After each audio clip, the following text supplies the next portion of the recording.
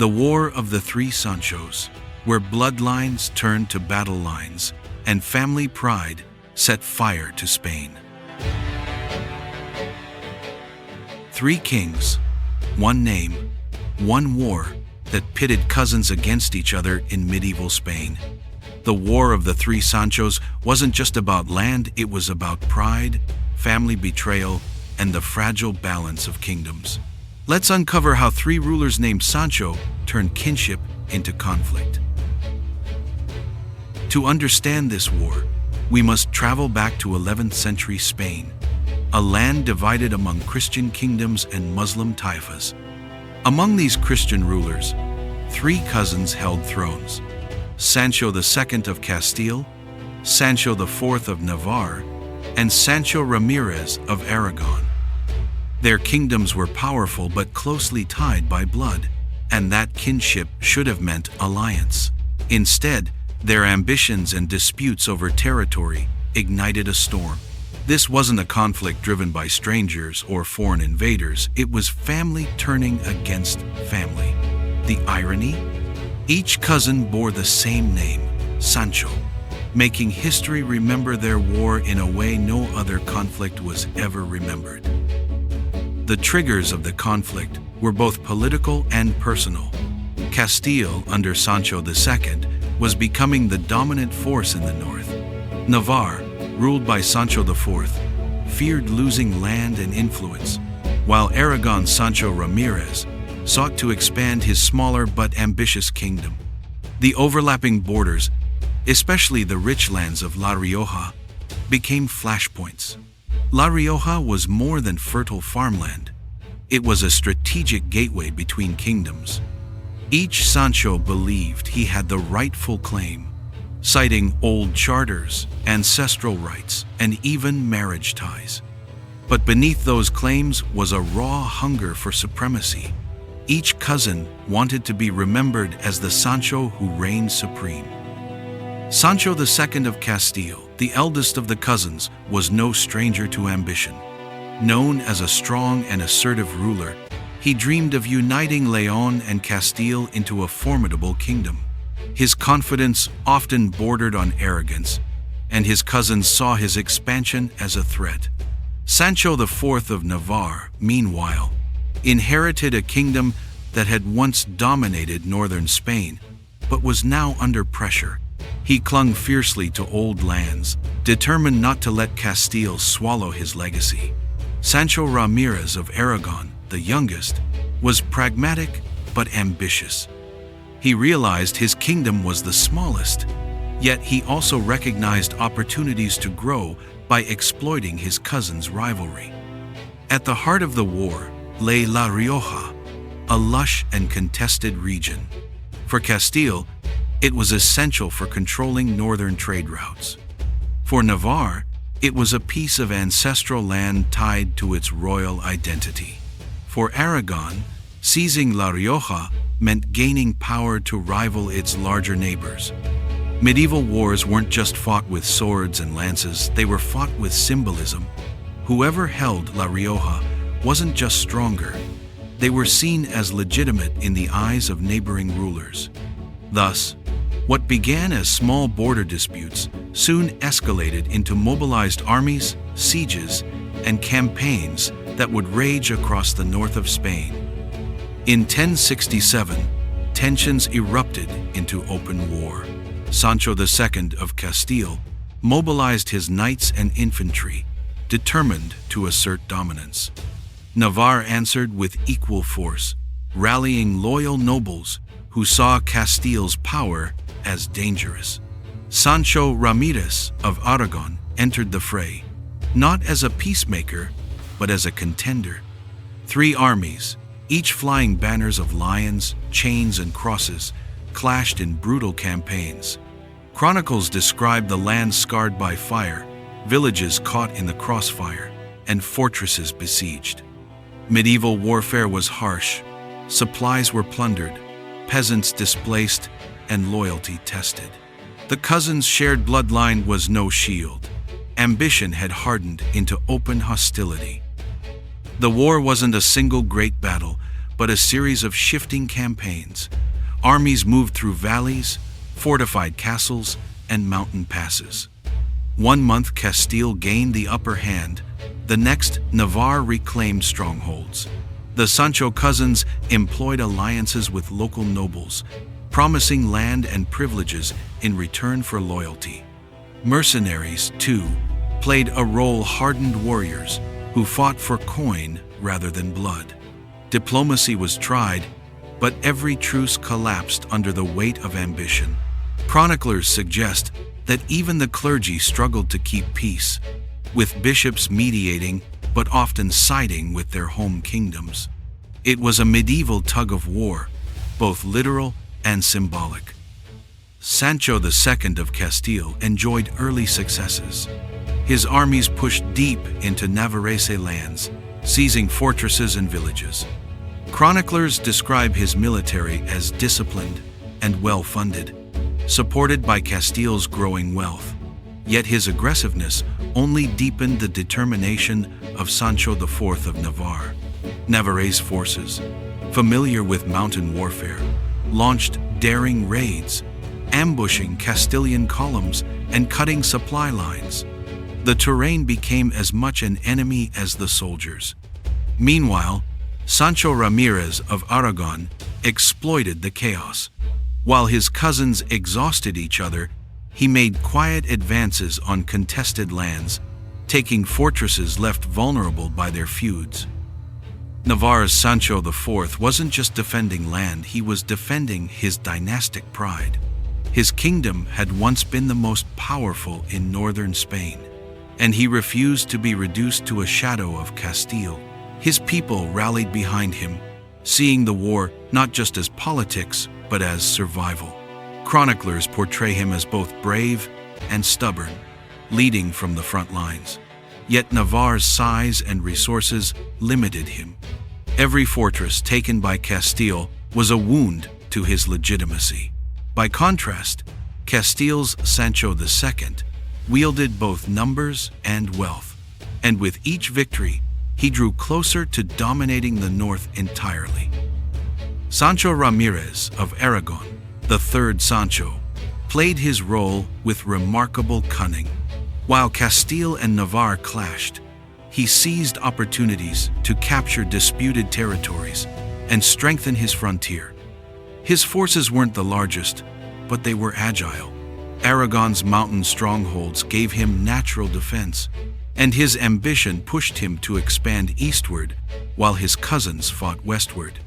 Some chronicles suggest he positioned himself as the clever opportunist, avoiding full confrontation, yet ensuring that when the dust settled, Aragon would emerge stronger than before. In the chessboard of the Three Sanchos, Aragon played the role of the quiet but relentless climber. The war dragged on, and exhaustion set in across the kingdoms. Castile continued pressing Navarre, but victories came at a cost. Supplies dwindled, soldiers tired, and morale cracked. Navarre responded with swift raids, reclaiming some strongholds, though never enough to break Castile's momentum. Meanwhile, Aragon's quiet expansion grew harder to ignore. Villages once loyal to Navarre or Castile now swore allegiance to Sancho Ramirez. For the peasants, survival mattered more than loyalty. They followed whichever king could protect them. What had begun as a proud family rivalry was leaving scars on the land itself: burned fields, abandoned homes, and broken alliances. A turning point came in 1067 at the Battle of Viana. Castile and Navarre clashed in a brutal contest for control of La Rioja. Chroniclers write of blood-soaked fields, with armored knights and infantry fighting hand to hand. Sancho II of Castile personally led his troops, determined to break Navarre's resistance. Though Navarre fought valiantly, Castile's numbers overwhelmed them. Sancho IV retreated, humiliated but not broken. Aragon, watching closely, avoided direct involvement in the battle, but used the chaos to secure border castles. The defeat at Viana weakened Navarre's hold, and signaled to all of Iberia that Castile was becoming the northern giant. Despite losses, Sancho IV of Navarre refused to yield. He appealed to alliances, seeking aid from neighboring lords and even Muslim rulers to resist Castile's pressure. In medieval Spain, politics often blurred religious lines. Alliances were practical, not ideological. Still, few could offer real help against Castile's might. Meanwhile, Sancho II pressed his advantage, capturing more fortresses and demanding Navarre acknowledge his supremacy. Aragon, ever the opportunist, began fortifying newly gained lands, strengthening his kingdom for the long term. The cousins were no longer just rivals, they were shaping the political future of northern Spain through their stubborn persistence. As campaigns dragged on, fatigue spread not just among soldiers, but also among nobles. Castile's lords grew weary of constant war taxes, while Navarre's barons questioned whether resistance was worth the losses. Even Sancho II's own allies urged caution, fearing overextension. Yet the war continued, a testament to royal pride. The three Sanchos weren't merely fighting for land, they were fighting for how history would remember them. Chronicles suggest the clergy condemned the bloodshed between cousins, but their voices were drowned out. The Iberian north was locked in a spiral of conflict where peace seemed impossible, and ambition refused to yield. By 1068, the war slowed.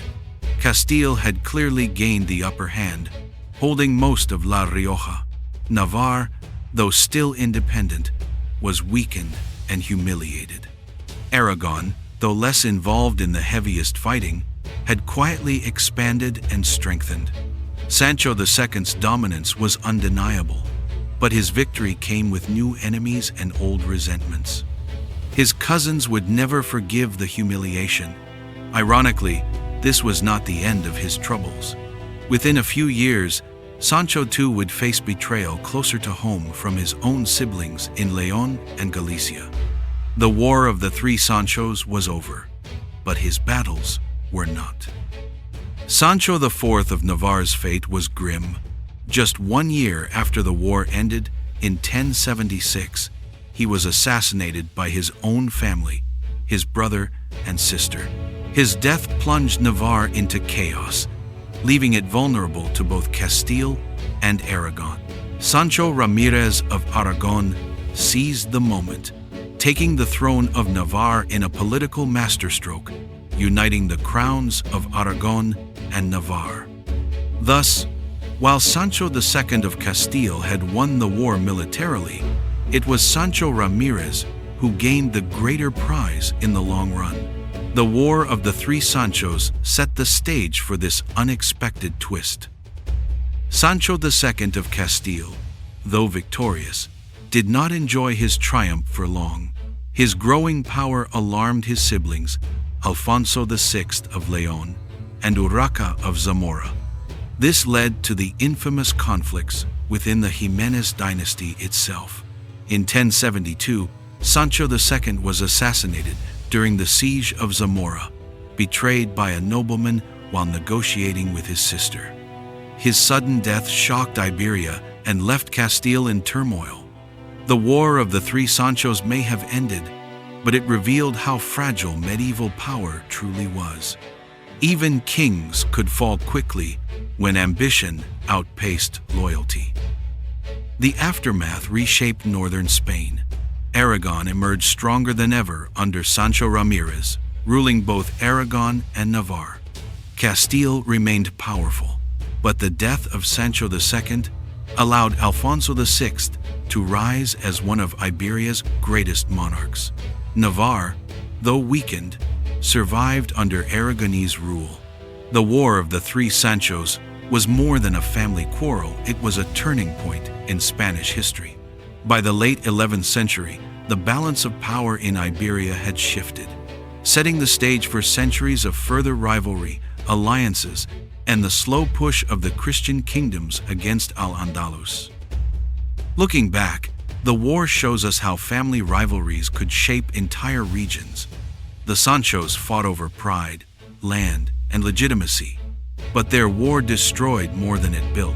Villages were burned, nobles bankrupted, and peasants displaced.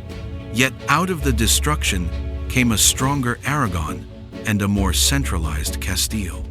Navarre, though diminished, would continue to play a role in Iberian politics for centuries. The War of the Three Sanchos is remembered not for epic victories, but for its irony. Three cousins with the same name, tearing each other apart, while others reaped the benefits. The War of the Three Sanchos might sound almost comical today, but for 11th century Spain, it was deadly serious. Pride, betrayal, and ambition transformed family ties into bloodshed. And while Sancho II, Sancho IV, and Sancho Ramirez are remembered for their rivalry, their war helped shape the Iberian kingdoms we know in history. Stories like this remind us that even the strangest conflicts carry lasting consequences. If you enjoy deep dives into battles where family, politics, and power collide, stick around. We've got more history that's stranger than fiction waiting for you.